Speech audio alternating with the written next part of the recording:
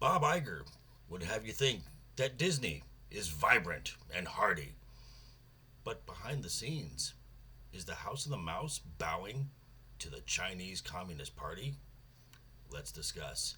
What's up, guys? How you doing? Welcome back to the channel. Glad you stopped by. And if you're one of the new people who are stopping by, welcome. But do me a favor. Go down and hit that subscribe button. Then go next door, ring that bell. Make sure it says all so you know when the next video pops up. Hit that like button, and before you head out, drop a comment. If you're one of the regulars here, welcome back for another round.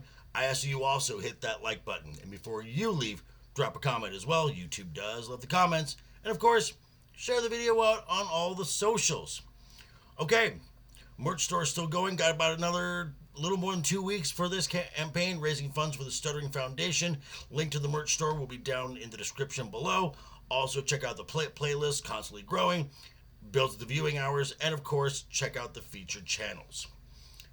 Okay, so today is the first quarterly earnings call that Bob Iger will be sitting in on since being renamed as CEO of Disney. And that was shown live on Valiant Renegade. I'm going to leave a link to that down below in the description as well. Now, I mentioned on Monday that with this call, there may be some questions posed by the investor Nelson Peltz trying to get on the board, possibly exposing Disney's connection to China. Now, this video was recorded before that earnings call, so there's no new information I have based on that earnings call that I will be presenting. However, I think it's worth having a little discussion about. Now, so it's no secret that the Hollywood entertainment machine has become quite reliant on the international box office. And in a large part, China is a big contributor to this. Now, the return that movie studios get back from China is not great. It's about 25 cents per dollar.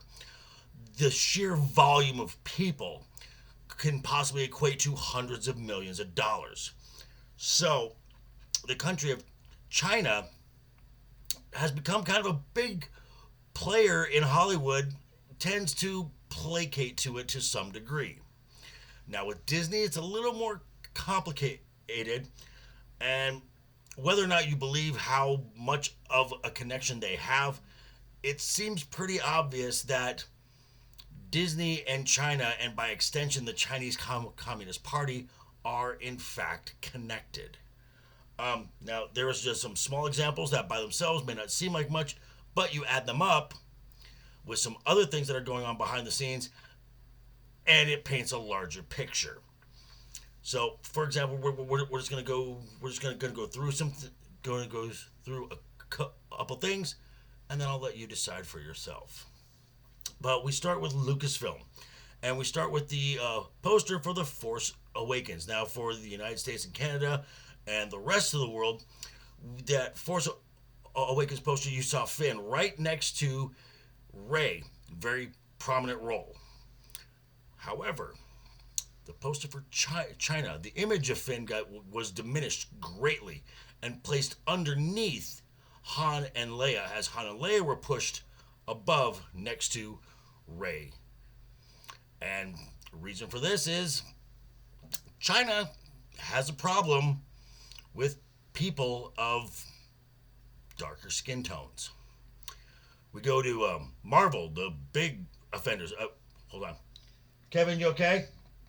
You need doing good? You need some more chaps? You need some more chapstick? Here you go. Okay. So, for the same reason of the Lucasfilm poster, the first Black Panther poster was given the same treatment. Now, the original poster for the rest of the world had Chadwick Boseman looking down in his hands in his full awesome crossed. The poster for China, we got this, but his full mask covering his face. Why? Because the Chinese government has a problem with people with darker skin tones. Doesn't end there. We go to the first Doctor Strange film. We got the ancient one. Now, according to the comics and all the source material, The ancient one is a Tibetan monk. Ooh, that's not going to fly in China. No, no, no, no, no. So a Tibetan monk becomes Tilda Swinton. Just saying. Um, for all of Phase 4, China banned Marvel films.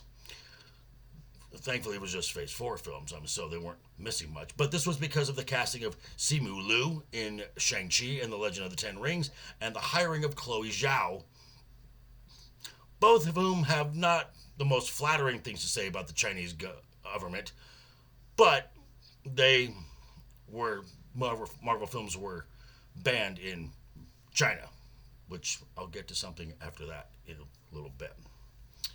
Okay, Disney itself for the live action Mulan. At the end of the film, where Disney thanked the Xinjiang province. I hope I said that right. And the Chinese government while they were filming next to a camp that holds about 1 million Uyghur Muslims. And the camp, it could be the nice way to describe it, it's a forced labor camp.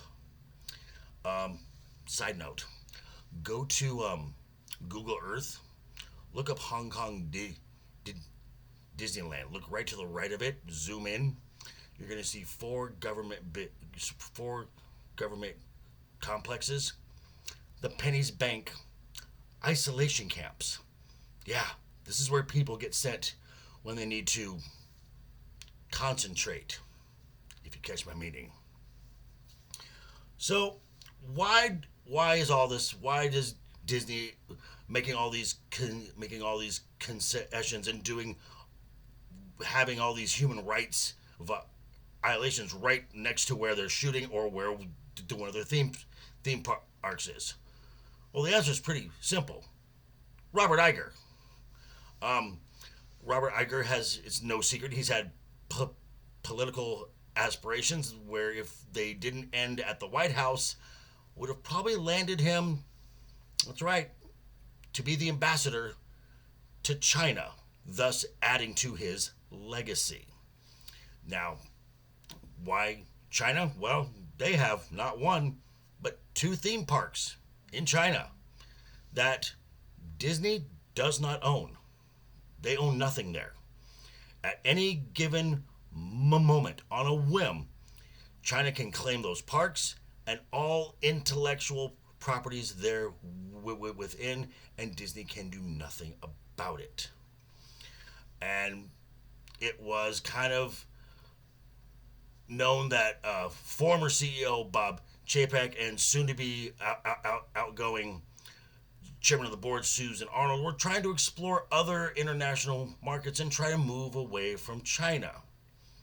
Well, we know Chapek's out. Iger's back in. He's cozy with China. And Susan Arnold, in about a month, will be leaving. And the incoming chairman of the board is Mark Parker, who is also currently the executive chair of Nike, where most of their products are made in China. I'd stated in an earlier video, about 6 days after Mark Parker was announced as the incoming chairman of the board, all of a sudden that ban of Marvel films was lifted. Coincidence? I don't know. So you've got the 2 people at the top who are very cozy with the government of China. So I'm going to let you decide I'm going to let you make your own determination how much that involvement is. But for my final thoughts, when there's an entertainment company that seems to be wanting to lecture us on how to do better while turning a blind eye to what's going on with one of their partners, I don't know. Maybe Nelson Peltz is onto something. But these are just my thoughts. Now I'm going to turn it back over to you. Let me know what you think down below in the comments.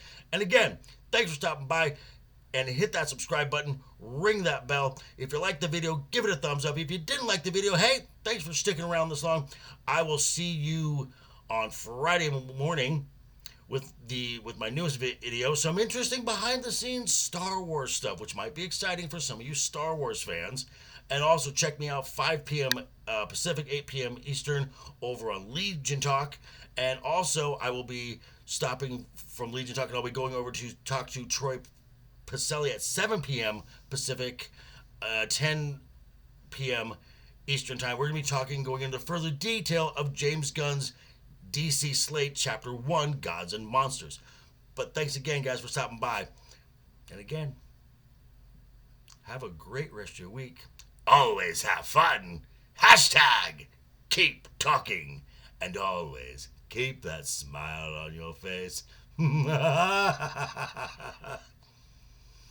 Doodles.